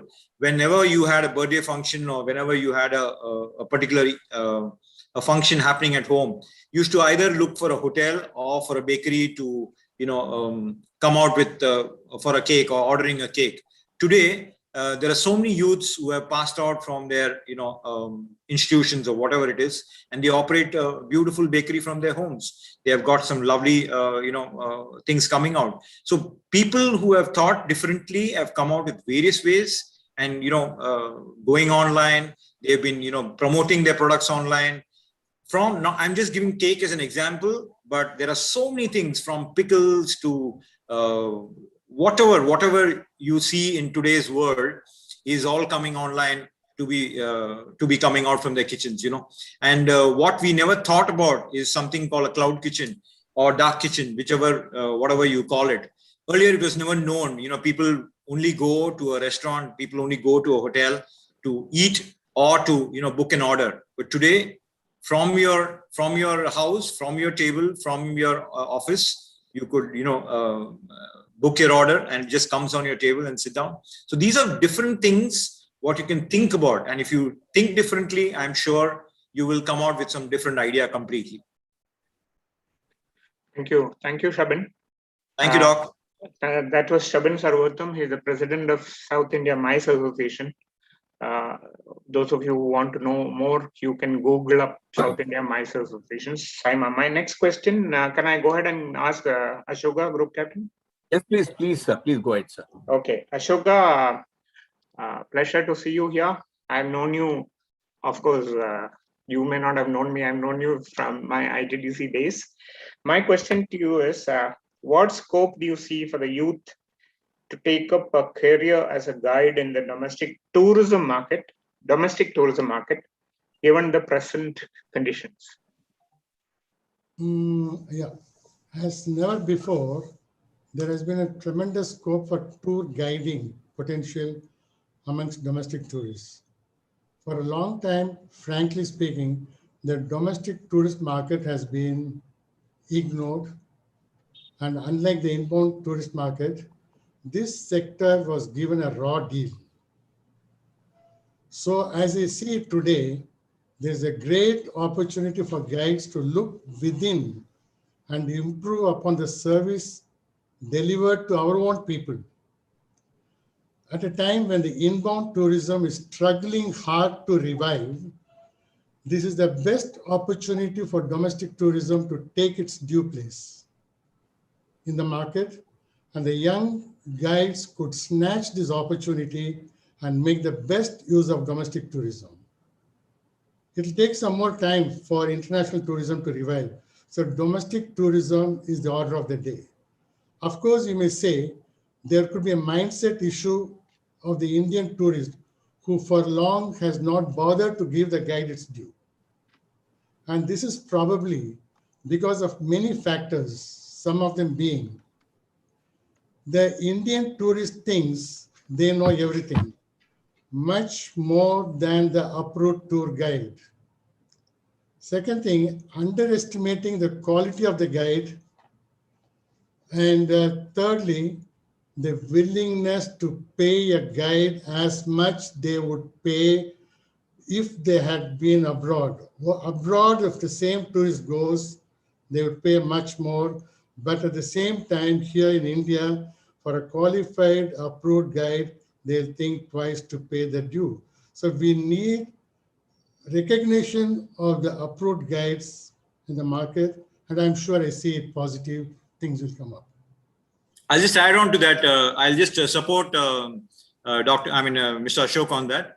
Now, Ashok is talking about only in terms of the culture part of it, but there are people or guides who are now specializing on various subjects. Now, I'm a member of the Birds Association, thing. So there are people who will literally give you inputs of one particular bird, which is a very rare species, available in particular place, particular state, and found in particular times and all that. So those are things what Mr. Ashoka is talking about. Specialization of a subject is going to change, and that requires the youth to really think about.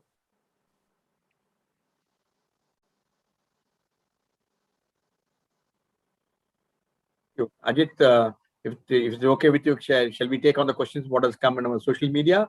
And if you have time again, you can go back to the second question. Sure. Okay, thank you.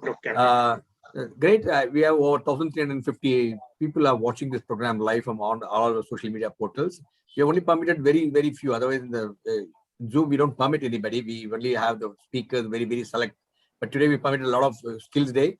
So we use the chat only for questions, but there are so many things are being put which are questionable. So we have to remove them. But that is what the thing.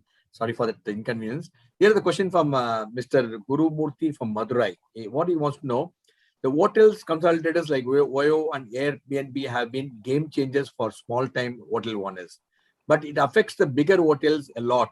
How can I, as a proprietor of a 3-star hotel, can adopt to this new business environment and how to live with them? How can I can't swim against them. Maybe Shabin can take that. You can direct me according to the whom should be answered. Thank you, Ajit. Yeah, I'll take that. And Oyo is a brand. Of course, they have their various strategies to tie up with various hotels and sell it. But I think there are so many other OTAs, online travel agents, who can help you out to basically promote your property. They are not going to own you. They are not going to lay down principles in regards to ownership of your property. Oyo does that to your ownership of a property, but other online, agents, they only help you to market your place. They only help you to sell your place. And first and foremost, I would like to tell you is, if you upgrade your place at all times and ensure that your property is looking the best at all times, anybody would prefer to like to come back to you every time. Thank you, Shabin. And there's also a question from Mr. Dileepan and Adams. I think they are making an attempt to break the Guinness Book of World Record, supported by Dipankar's Prakriti and Tamil Nadu Tourism. The question is, they have been traveling around in public transport system to achieve that Guinness Book of Records, supported by, all of them. Their question is, they found there's so much of knowledge and wisdom, the people who are actually running the show and able to execute the tourism. But all the people who are doing the curriculum in the respective universities, different places where they're doing MBA, the students are absolutely, they are good in theoretical knowledge and able to really understand and comprehend. But the practical knowledge is so much lacking, which will not take forward. They will not be able to do really shine when they go to the environment where to struggle. How do you, remove the dichotomy, and how do you bring the synergy between the educational institutions and the practitioner of tourism to make sure the students, when they pass out of the portals of any of the tourism MBA, they are ready for jobs when they get into the system? I think I'll take that look at it. Since I've been having guest lectures at the Pondicherry University, I used to interact with MBA tourism students. And what I found good or great about universities like Pondicherry with active MBA tourism department is that they have project work where it entails their students working with different agencies, hotels, airlines during the part of the course. And this project work gives them active skills, active knowledge, experience, and maybe a bit of expertise too before they complete the MBA tourism and get into careers with the respective fields, whether it is hotels or travel agents, tour operators, whichever, cruise lines or maybe airlines. So that sort of inputs gives them much more stability in when they take on the actual jobs. And I think that will avoid this disconnect, which which has been referred to here. I hope this answers the question. Thank you, Ajit. Anybody would like to add? Mr. Shabin or Ashok would like to add anything to what Mr. Ajit said? This is a very, very important issue, considering the large number of students who are waiting at the wings to enter the tourism industry. Anybody else would like to add? Shabin or Ashoka? Yeah, Dr. Ajit gave the right answer. Thank you. Yeah, I think I leave that to Ajit. Yeah. We'll move on the next question. Here is a question from Xavier from Mumbai. What he wants to know is, the corporate travels constituted a significant chunk of the tourism industry. Do you think even after the pandemic gets over, the corporates would spend such huge amounts of money on corporate travel when Zoom could suffice and most of the business purpose can be resolved? So how are you going to handle and attract corporates come back to the tourism industry for their activities? Shabin? Doc, I think, okay, I'll start off with it, I think, but you can, finish it out. I don't know when this could change, but currently it's the Zoom, and people are now already going in for a hybrid, where a hybrid is something where you have some people sitting in physical and some people, most of the other people are in virtual. And I'm sure in the days to come, for the camaraderie, that is for being associated with people or being meeting up with people, things will change. So it's just a matter of time. Once I think people are confident that everybody is vaccinated, everything is going on a proper scale, surely the corporates will think about going back to physically meeting and physical events to happen. Because how long can you sit inside and just be in the four walls? And Mr. Ashoka already said, people want to get out and people want to meet people. People want to exchange their ideas. People want to see your face. People want to, express what they have seen, past 2 years. That's what it is. I will add to that, to what Shabin has said, that in fact, I asked this question to Dr. Chandramohan as to when he's going to lift the restrictions on MICE. because MICE will definitely be a prelude to corporate travel. Once the government lifts restrictions on the number of people that can be allowed into a conference hall. And I'm basing this on the fact that hotels are very, very clear about their COVID protocols. They know what exactly has to be done. In fact, they are much more aware of COVID norms, protocols, than any sector of any industry, because it really concerns health and hygiene. So once the MICE sector opens up, corporate travel is really going to open up too. And I don't believe much in these hybrid conferences, because people get fed up of hybrid conferences too. Some people sitting in a hall, some people, majority sitting online. I mean, there's got to be a fatigue factor which sets in. And after some time, people say, okay, let's have enough of this hybrid as well. So the solution to this corporate travel starting up is really, the key is MICE. Thank you, Ajit. You said it. Yes, please go ahead, Mr. Ashok. See, now people are raring to go out. Whatever you said, you might have Zoom meeting, things like that. But how long can you keep them within the four walls? They're raring to go. This is what I said in my speech, revenge tourism. All that we lost due to the pandemic for the 18 months or 2 years till it resumes, it is going to come in such a with a vengeance that people will freak out. I'm telling you, the spending power of the people, of all the money they have saved till now, is going to be much more. I only hope that Shabin doesn't put up his rates of the hotels. And it's like a demand and supply. It is going to take place. The whole industry is going to have a boom, and we are looking at it very positively. I'll just add one more line. Captain, is that people already, I mean, there are people going to city hotels for doing their work, but there is almost a fraction of people who are now taking advantage of the cheaper, hotels available in the city, and they make it into a leisure. So a few of my friends in the hotel industry are saying, we're seeing a completely different profile of people who are coming in to a business hotel today. They are coming there to sit back, relax, eat, breakfast easily, go to the spa, or go, and spend time in the lobby, watch people going here and there, sit down in a relaxed atmosphere. And that's what they're looking for. They just want to get out.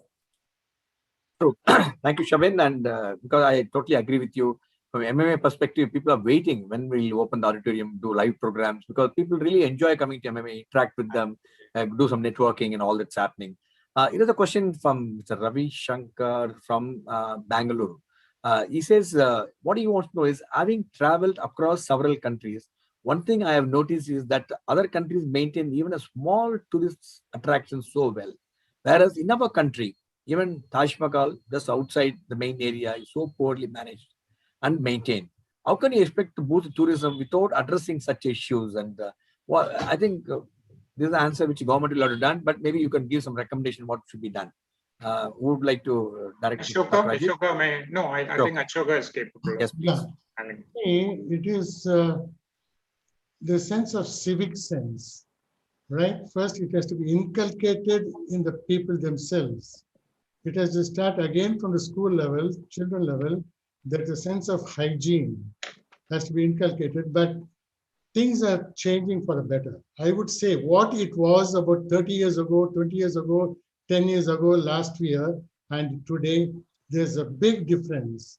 Things are moving fast, but there are certain interference. You know how systems work in India. If the bureaucrats have different approach, the politicians have a different way of doing it. So it will be like a clash of personalities. And if a proper government comes in, and a positive government whose main aim is the welfare schemes of the public, definitely it would take place, and it's a matter of time. From what we were in 1947, what we were in 1970s, 80s, 90s, 2000, and what we are now in 2021, it's a big sea of change. I think I'm very positive about it. These small issues will be addressed, and we'll be one of the best destinations as far as hygiene is concerned, safety is concerned in the world. Thank you, Mr. Asoka. And here's a question from Atavale, is from Delhi. What he wants to know is, work from home is a thing of the past, apparently. we are now looking at work from hotel pattern emerging very, very strongly. Do you think this potential exists for this, and what's your view on this? Mr. Shabin, address to you. Yeah, I'll take that. Yeah, there is a lot of them who have taken this advantage of something called a staycation, mostly in leisure destinations, because places like Coorg, places like Kodai, Uti, when it was open, a lot of people went over there, stayed there, did their work from there. But again, how long will you be stationed inside a room and within the four walls? It's a subject which I think all of us will know, that you can't be satisfied staying in the four walls.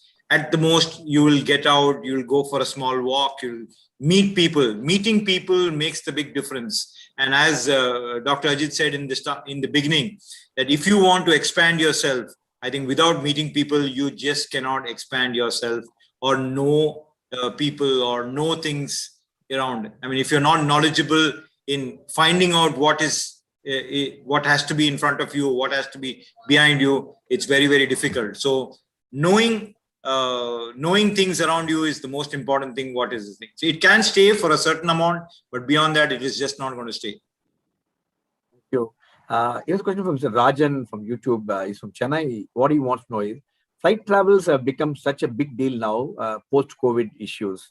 Since it's obviously poses several risks, how can we build the travelers' confidence? And what is the tourism industry doing to build the confidence in the mind of the people who are traveling, especially in the flights and public conveyance systems? Charity starts from home. You first look after your personal hygiene, and then amongst your friends, relatives, neighbors, let it just like dropping a stone in the water and the ripples form around.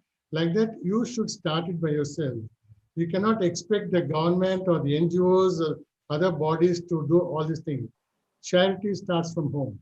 Let us start from there.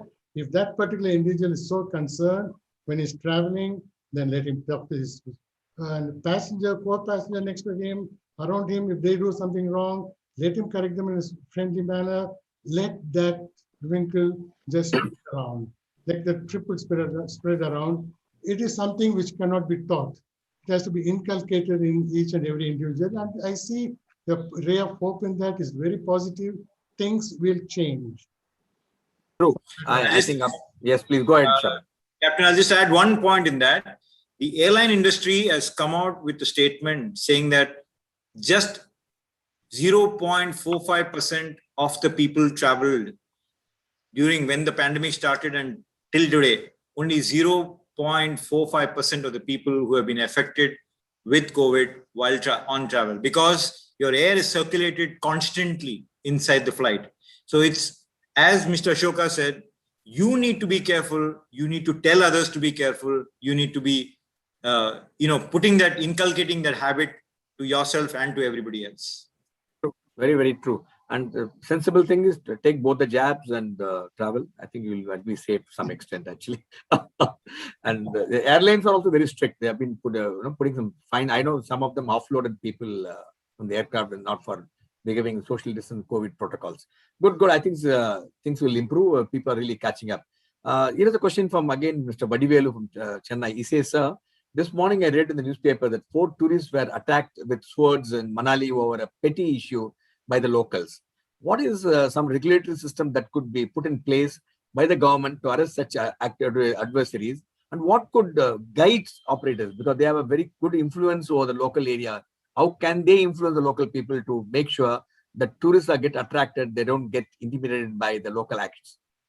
Asoka, your question. See, this is something, even let us start like this. A tourist who goes to that place, he should appreciate and accept the way of living of the local people, their habits and conventions and practices. India is such a vast country. Each state, each region differs in every aspect. Even the customs and usage and conventions also differ. If I go from here to hill station like Manali, and I cannot do what I like as I would have done at home in Chennai, So I have to adapt myself quickly. The moment I land in Manali or Kulu in Himachal Pradesh, I should be prepared to follow their guidelines, what they expect. Say, I am only a stranger. They are natives. They are living there. I am there only for a very short period. A tourist is none other than a person who goes to a destination to spend a short period of time. So a person going there should adapt himself to their way of culture and then move around. If the conflict arises when they contradict each other. If I go there and say, I am the king of Chennai, I can do whatever, that is not accepted. See, like Himachal Pradesh, what you're talking about, is both Hindu, Buddhist, everything is seat of Dalai Lama is there. So respect that sentiment. Appreciate, give due respect what it is expected of. Then there won't be any clash, no misunderstanding. And wherever you go, you'll be welcome as a visitor. You go as a visitor and you'll be welcome as a friend. Yeah, sure. As Mr. Ashoka said, you give respect, you take respect. Very simple. And a simple thing, even people, I mean, it's not about human to human. I mean, when you go as a human and you are confronted with an animal in front of you, if you give respect to that animal, he respects you back. But if you go and intimate him, he's going to come and give it to you back. True. You're not going to be there. No, when you're hit on the one thing, you don't see the other. But anyway, that's the thing. Here's a question again from YouTube from Mr. Varghese from Trivandrum. What do you want to know? He says in Kerala, over 15 lakhs people are engaged in directly and 20 lakh indirectly in the tourism sector, which had netted a total turnover of around 45,000 crores in 2019-20 fiscal, contributing about 12% of the GDP of the state. But the pandemic has pushed tourism to the God-owned country to its own on its knees. What are your immediate priorities to salvage the sector? And what is your thing which the government of Kerala and the people should really address to it? Doc, do you want to answer that? Okay, I'll try and answer that question. Kerala has made a reputation, quite a good reputation for itself globally as a tourism destination. And its punchline, God's own country, has really gone on well. And it is sad that this pandemic has taken its toll on Kerala tourism. But on the flip side, the government of Kerala has taken in a lot of measures to put tourism back on its feet. And I think one good thing about Kerala is that successive governments which have come in, whether it is from the left or from the UDF side, the left front or the UDF, they have given equal importance to tourism. And I'm sure that Kerala will get back tourism on its feet pretty soon, even much more than other states can hope to even. Before they think about it, Kerala has already achieved that, is what we are seeing now. Great, sir. Great. Here is a question from Mr. Ramakrishnan. What he wants to know is again from Facebook. The tourism department had undertaken promotional activities that cost around 20 crores, targeting monsoon tourists soon after the first wave. But things turned upside down when the second wave hit the country. So is it wise to spend more money for campaigning, even as a country is waiting for the third wave? What do we do that tourist operators and hotels, is that the right time to promote or sit back and relax, wait for the things to get over? No, I think even on a, I'll take that thing. Yes, go ahead. Even on a normal circumstances, it is a matter of risk that, you know, you market something and it clicks or doesn't click. So even on a normal circumstances, when you do something, and I think Doctor started off that point also, if anything happens, you know, if there is a, band or a strike or something, you need to have something which will, parallelly come out later on. So even if you're prepared and, you've given all out on your expenses of marketing and something happens, you have to again, rethink of a new strategy. So if the third wave comes or even if the fourth wave comes, it's again a matter of time that I keep myself marketed to, the number of people, because if you don't do that, people forget about you. That's all. Ashoka? Yeah. Would you like to? No, Shabin has covered it very well. Okay.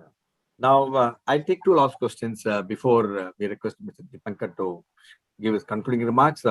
One last question, one before the question before the last question is, which factor can contribute to making the tourism industry resilient enough to bounce back in the post-COVID-19 times? This is from Raj Guru, for a student of MBA. Doc, you want to take that? No, you go ahead on that, Shabin. You're dealing with guests on a day-to-day basis.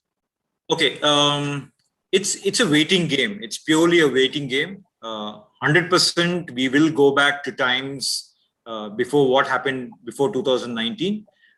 It is not instant. I would not say it is instant, but I mean, I'll take my property as an example. Before COVID and after COVID, we're slowly inching to what 2019.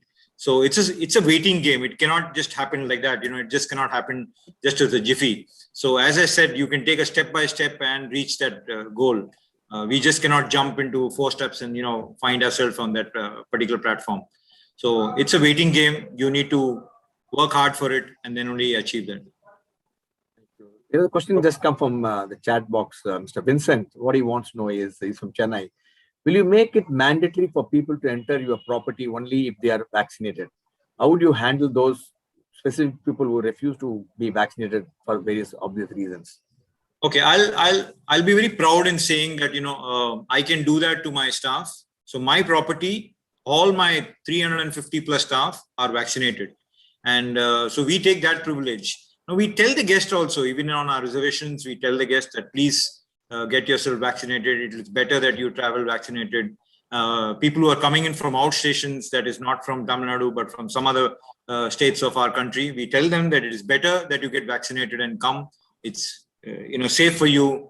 But we tell them that our property, all of our staff have been vaccinated, and we are very proud in, you know, showing that as soon as you enter the property. Thank you so much, sir. We have come to the end of the paucity of time. There's a number of questions that keep coming, but I think we should have almost 1 day session. We'll do it once things open up. I'll host you all again at MMA Management Center so that people really enjoy doing this. And one last question from us, from MMA to each of the panelists is, today we're celebrating the World Youth Skills Day. One short single advice to the youth, what you would like to share with the youth today as a takeaway for each of the youth. We'll start from Dr. Ajit Kumar, then other panelists, please. Yeah, thanks, Group Captain. One thing which I would tell youth of today, entering into a career or stepping into a career, whether it is tourism or any other industry, is that have confidence in yourself. This is what I have been always highlighting, that you need to have confidence to take on what comes to you or comes at you. It doesn't matter. You need to have knowledge, you need to have skill sets, but above all is confidence. Once you have that with you, you don't have to look back. Go forward, take on the world boldly.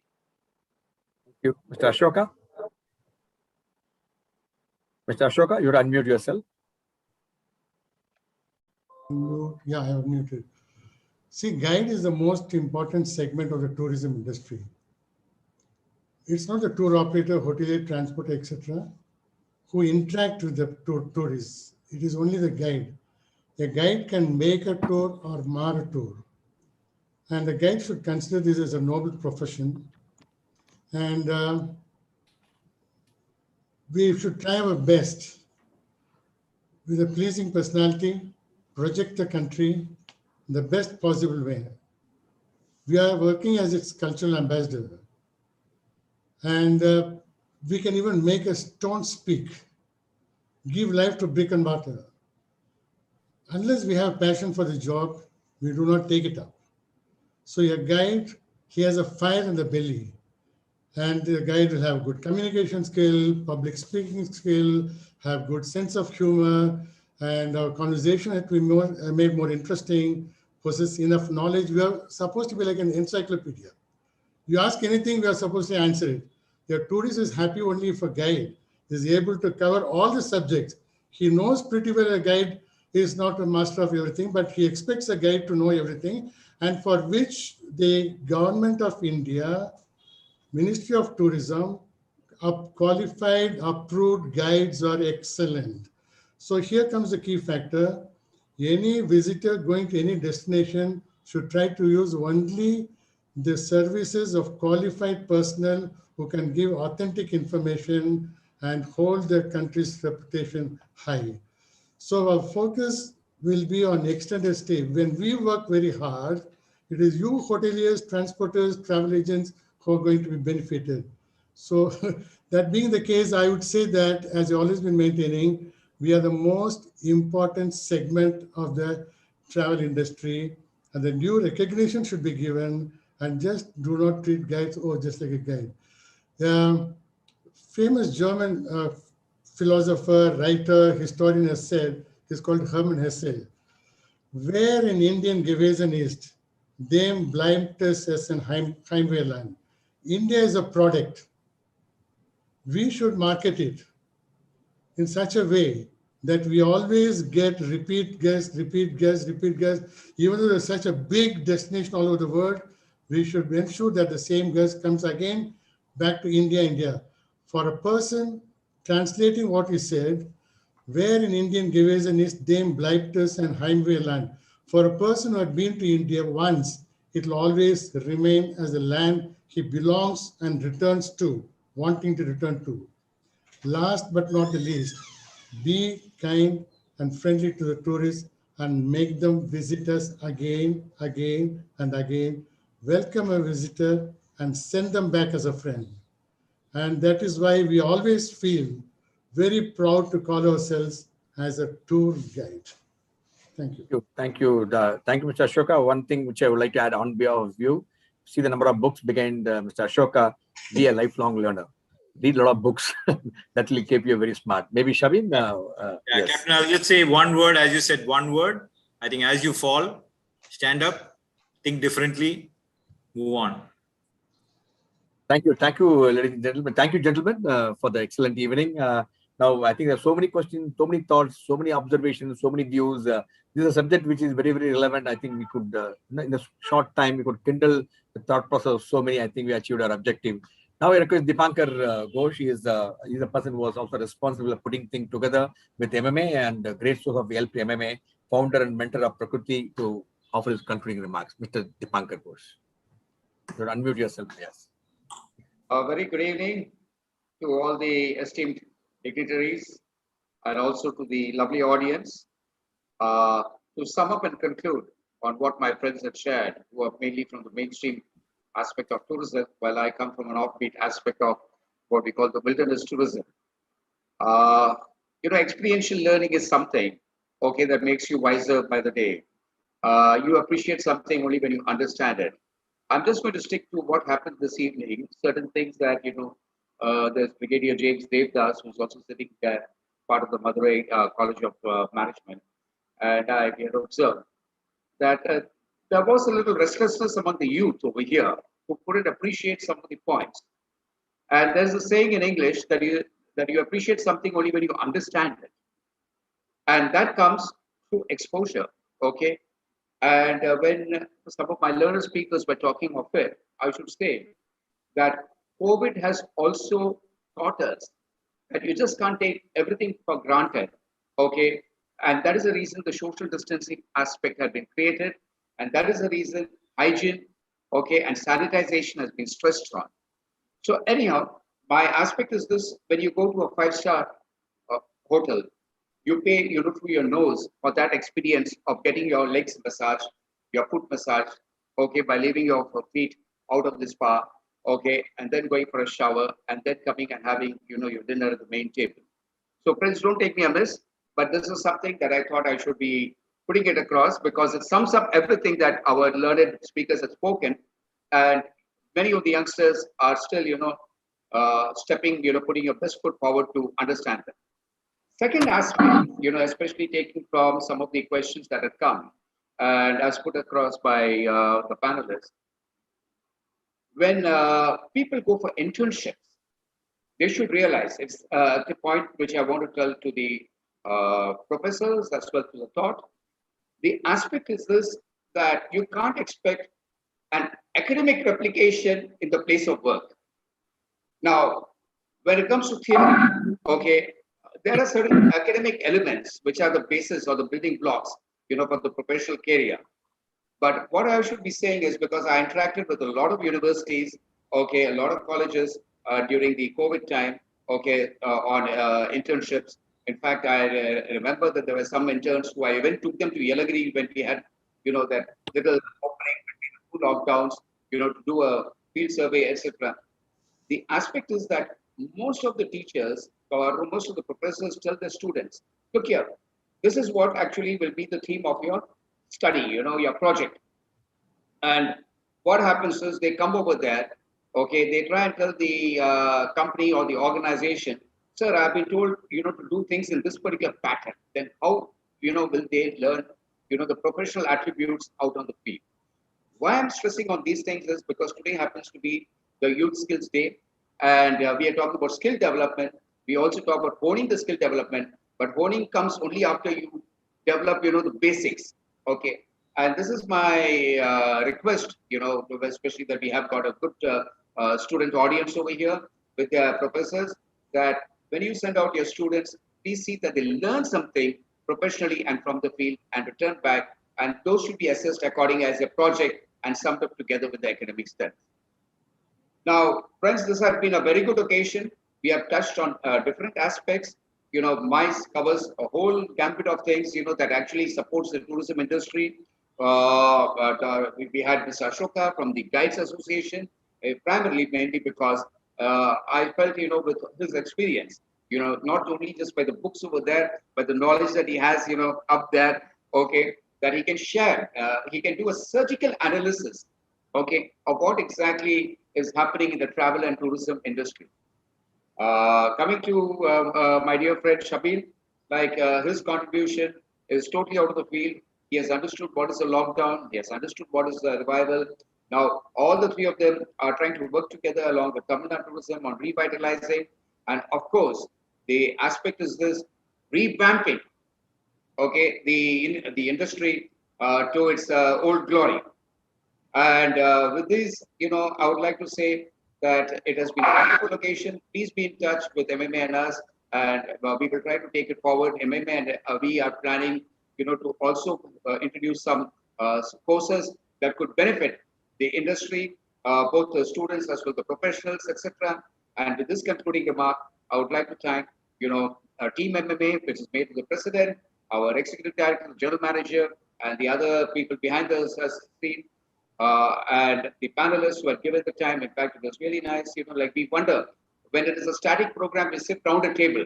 But here we had a gentleman, our chief guest talking to us while being mobile, traveling from Chennai to another station. We have, Dr. Ajit Kumar sitting in Calicut and chatting with us from Mahabalipuram and from the heart of the city. Thank you very much. Kudos to all. And kudos to a very, very appreciative audience. Thank you so much. Thank you, Dibakar. Thank you, gentlemen, and thanks to Shabin, Ajit, and Ashoka for joining us this evening, sharing very thought-provoking views, and we'll continue to engage with you, and so that the youth really get empowered on the important aspects, which is also very, very important for the state economy. Now, as a token of our appreciation, you are separated. When we meet, we do something different, but this is what we thought will be very useful. On behalf of you, we have a lot of people around. We thought we'll give you 400 face masks. My team goes around and also have 200 many sanitizers. They go and give it away to people. And in addition to that, we also do a lot of things which we, on behalf of each of our speakers, we give them 1 month rations, and we also give them a lot of things for the people who lost the job. We do the vaccination with the support of Menon Chennai Corporation at the Management Center. So quite a bit of the thing. All this we do on behalf of the speakers who come forward, spend valuable time and educate people, that inspire large number of people. This is a way we thought will inspire you. Thank you so much, and thanks so much for joining us this evening. It's indeed a pleasure to have you with us, and look forward to seeing you soon at MMA Management Center. And your thought-provoking views are really, really welcome, and everybody really enjoyed it. Thanks. Stay safe, stay healthy, and also thank all the viewers. More than 1,400 viewers are watching the program. Thanks so much for watching in large. If you have friends, anyone of you missed, all these programs are available on YouTube, Facebook, and our MMA website. Please connect them. They can watch it, and it will be a really, really, for especially students of MBA curriculum, it would be a good insight, good input for them. Thanks so much. Bye-bye, each one of you. Thanks, Shabin, Ajit, Dr. Ajit, and also Ashok. Let's keep in touch. Dipankar, thanks so much as usual for putting things together, which is really, really enlightening.